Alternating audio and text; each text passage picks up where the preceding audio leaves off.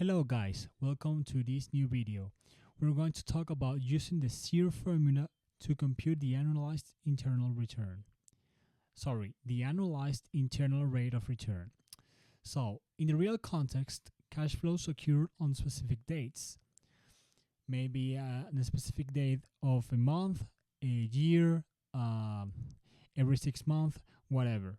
So typically, the majority of computations appear at fixed periodic intervals. So let's go to an Excel worksheet and explore a very simple example.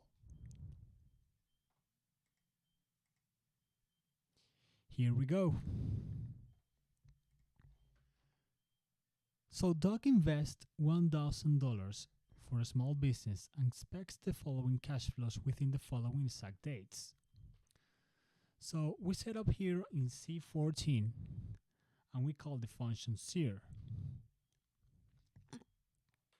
The function requires two sets of values. The cash flow values, including the investment negative cash flows, the negative cash flow, and the dates value. These are the exact dates that the function requires.